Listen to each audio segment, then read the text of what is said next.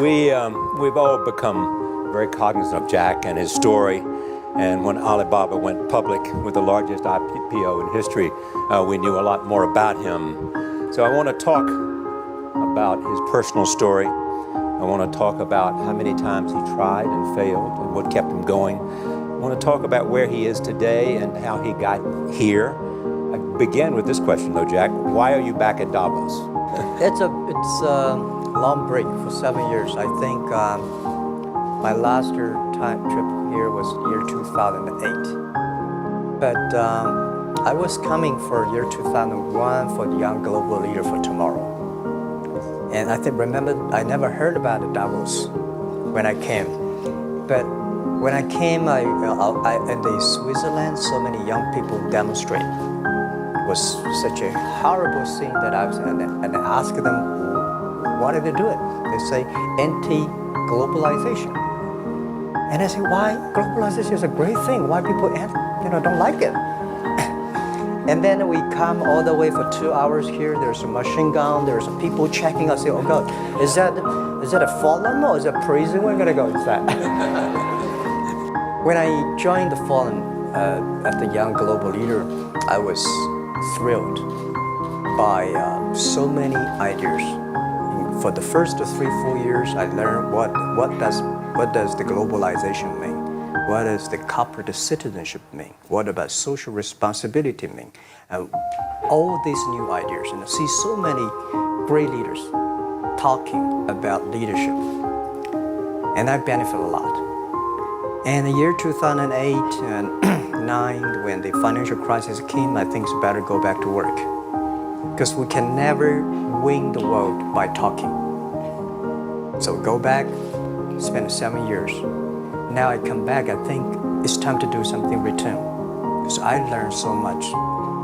Let's talk 12 years ago. So why I should not talking to the young global leader of today, sharing with them how we've gone through. So that was the thing. Let's start with where you are today. Just how big is Alibaba? How many people come every day? How many people come in a week? How fast is it growing? Yeah, we have over 100 million buyers visiting our site, shopping our site every day. And we created 100 million every day. We created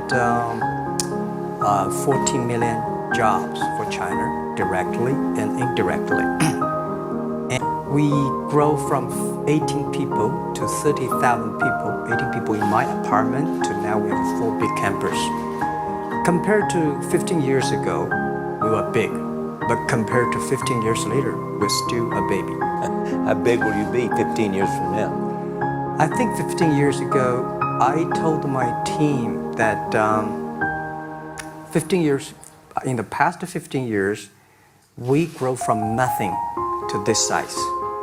And 15 years later, I want people to know about Alibaba, know Taobao, because it's already everywhere. I want 15 years ago when we talk about what is e-commerce, why small business can using this e-commerce, use internet, can do business across the nation. And I hope 15 years later, people forget about e-commerce because they think it's like electricity. Nobody thinks it's a high tech today. Now this is something that I don't want 15 years later, we still walk on the street talking about why and how e-commerce can help people. You tried to get into 3 colleges. Each time they rejected you. No, I tried. There is an examination that young people, if you want to go to university, you have to take the examinations. So I failed 3 times. But a lot of fail. I failed for funny things that I failed a key primary school test for 2 times. And I failed 3 times for the middle schools. And you will never believe in Hangzhou, my city, there's only 1 middle school that lasts only 1 year. It was changed from primary school to middle school because our graduates of our school, no middle school accept us because we were too bad. They will become a middle school. What effect did it have, though, being rejected? Well, I think we have to get used to it. We're not that good. Even today, we still have a lot of people reject us. I think when I graduate from universities, and before for 3 years I tried to fill in the universities. So I applied jobs for 30 times, got rejected. I went for a police, they said, no, you're not good. I went to even the KFC. When KFC came to China, come to my city, 24 people went for the job. 23 people were accepted. I was the only one guy. And we went for police. 5 people, 4 of them accepted. I was the only guy that I received it. So to me, being turned down, rejected. Oh, by the way, I told you that I applied for Harvard for 10 times, rejected. I know I'll be rejected. Yeah, I just want to say that. Yeah, sorry now. 10 times you wrote them and said, I'd like to come to Harvard. Yeah.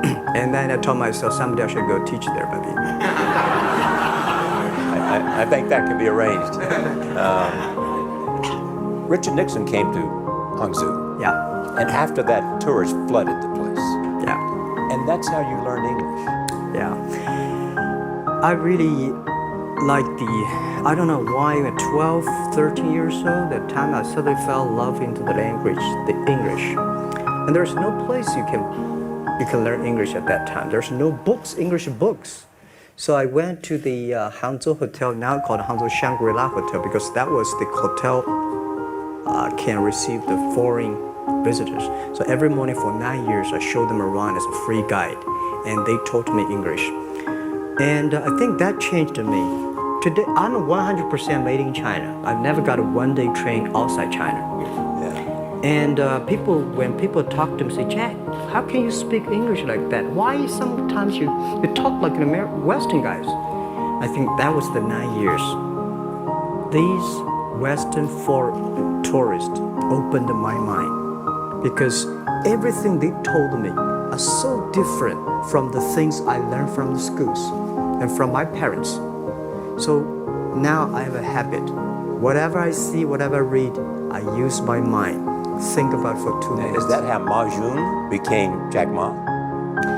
Actually, Jack, the name was given by a lady in tennis. She's a tourist. She came here and she said, she came to Hangzhou. We become a pen friends. Ma Ring is so difficult to pronounce. So she said, do you have an English name? I said, don't. So can you give me an English name? She said, okay. She said, my father called it Jack, my husband called Jack. What do you think about Jack? I said, good. So I've been using that for that many years. Yeah. So I've been using that for that many years. Yeah. First visit to America, 1995? 1995, yeah. I've come here for a project helping the local government to building up a highway. And you tried the internet. I tried the internet in Seattle, and in a building called the U.S. Bank. I don't know whether the U.S. Bank is still there or not, but it's a building.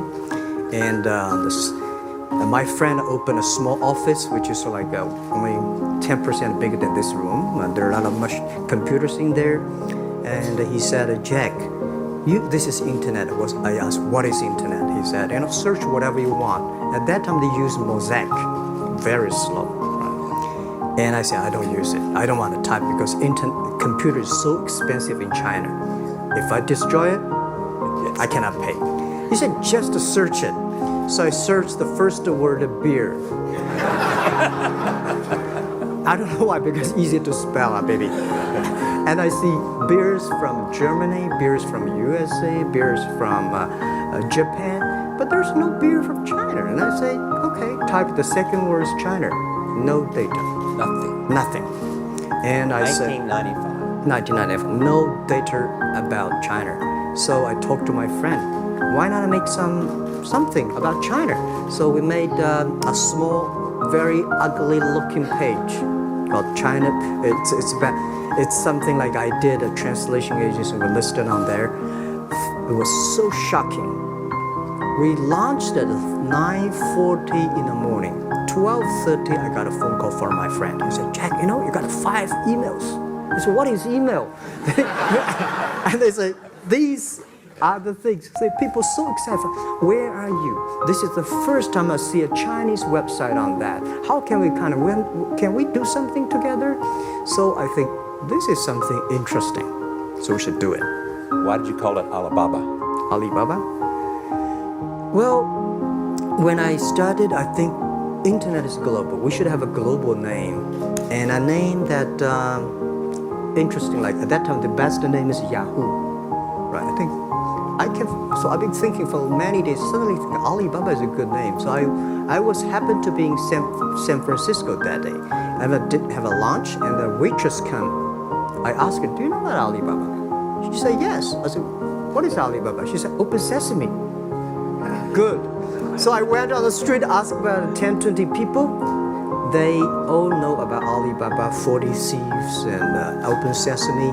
And I think this is a good name. And start with A. Whatever you talk about, Alibaba is always top. Before that, in creating Alibaba, you had to create trust because people in China were used to face. Yeah. How did you create trust? I think because we started doing business on the internet. I don't know you, you don't know me. So how can you do things online unless you have trust? So for e-commerce, the most important thing was trust. I think when I first went to USA for raising money, talk to the venture capitalists, a lot of people say, "Oh, Jack, no. China doing business by the guanxi. How can you do business on internet?" And I know that without the trust system, the credit system, it's impossible to do business. So in the past 14 years, everything we do is trying to build up the trust system, the record system. Well, Charlie, I'm so proud today when I talk to young. Today in China and in the world, people don't trust each other. The government and people and the media and everybody think, this guy's cheating. But because of e-commerce, we finish 60 million transactions every day. People don't know each other. I don't know you, I send products to you. You don't know me, you wire the money to me. And I don't know you, I give a person a package, I don't know him.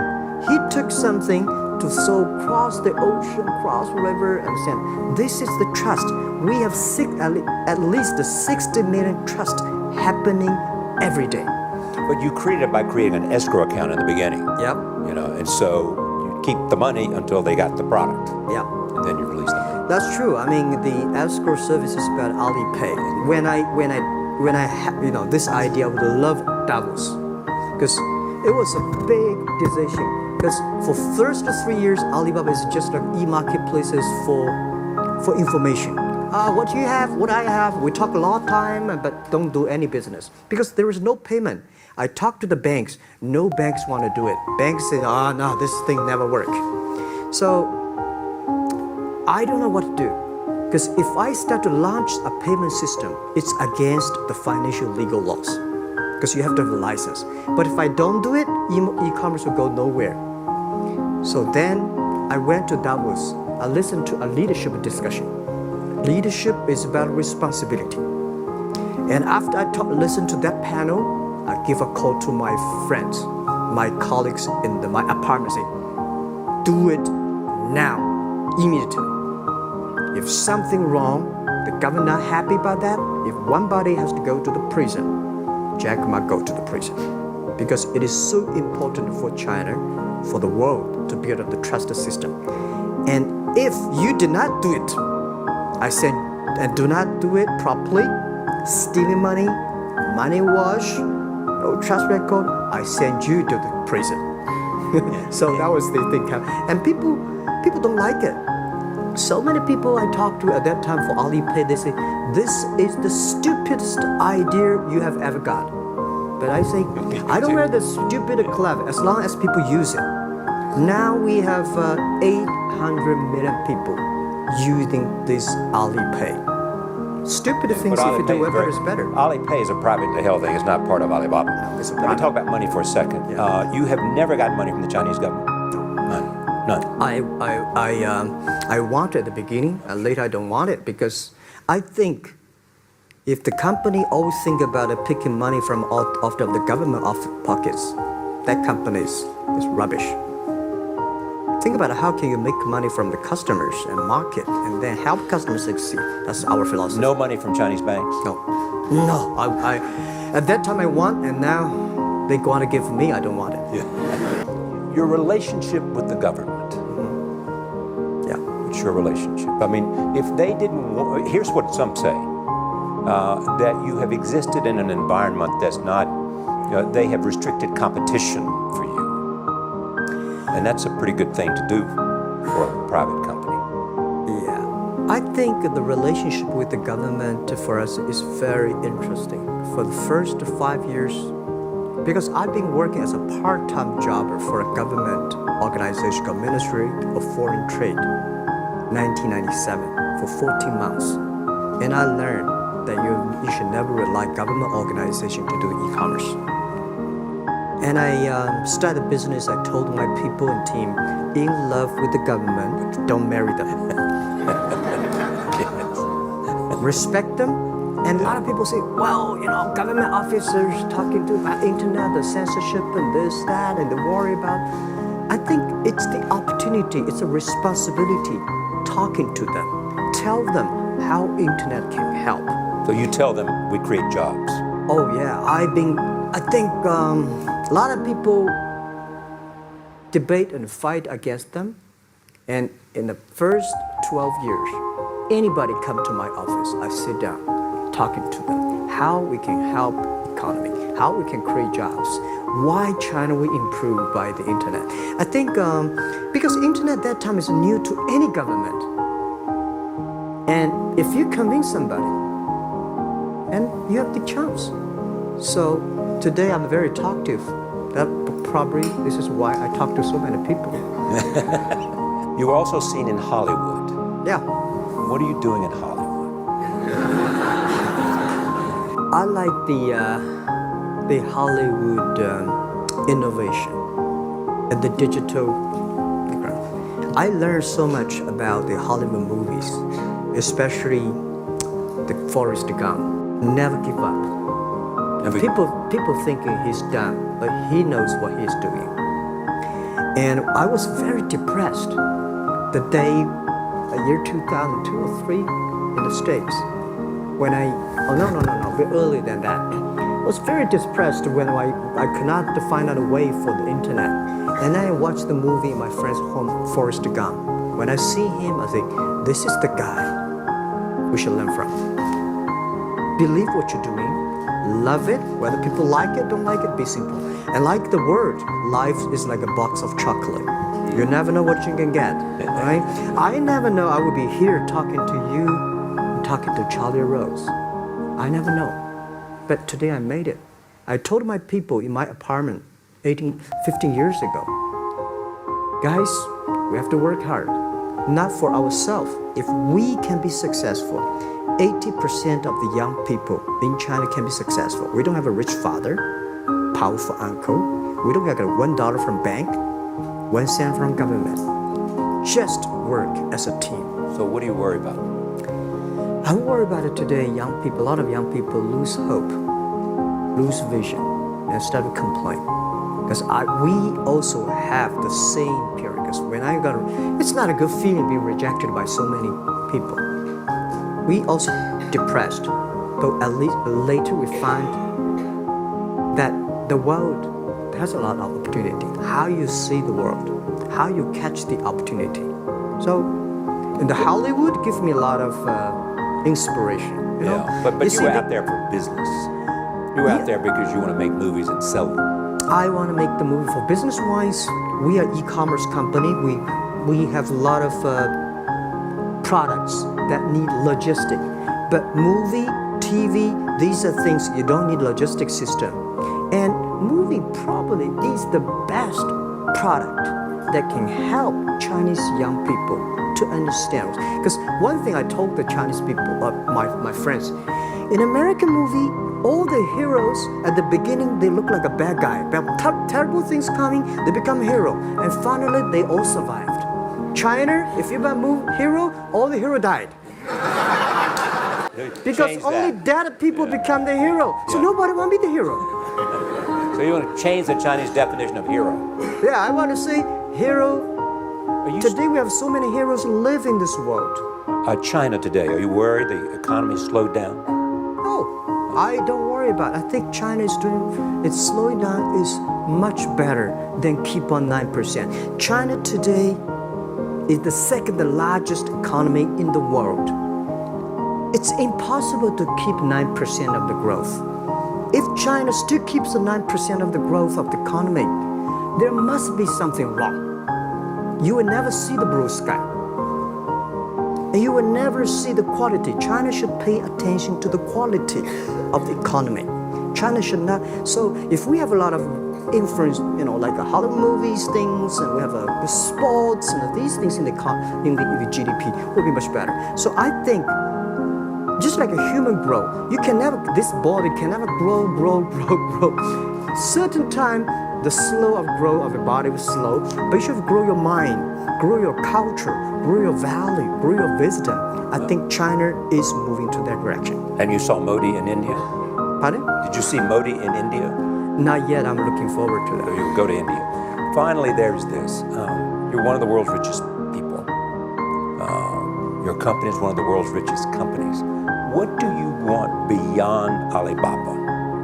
Well, about richest people, I was really not happy in the past 3 months when people say Jack Ma is the richest people of China. Global celebrity, they said. No, I'm not. When I start the business, You are. I never thought, because how many, maybe I am, but I think 15 years ago, in my apartment, my wife was at that time one of the 18 founders. I asked her, do you want your husband to be a rich person? I never said rich person in China, rich person in Hangzhou, or you want your husband to be a respected person. She said, of course respected, because she never believed, and I don't believe we'll be rich people. We just want to survive. I believe when you have $1 million, that's your money. When you have $20 million, you start to have a problem. You worry about inflation, which is stock to buy and this, that's had to come. When you have $1 billion, that's not your money. That's the trust society give on you. They believe you can manage the money, use the money better than the government and the others.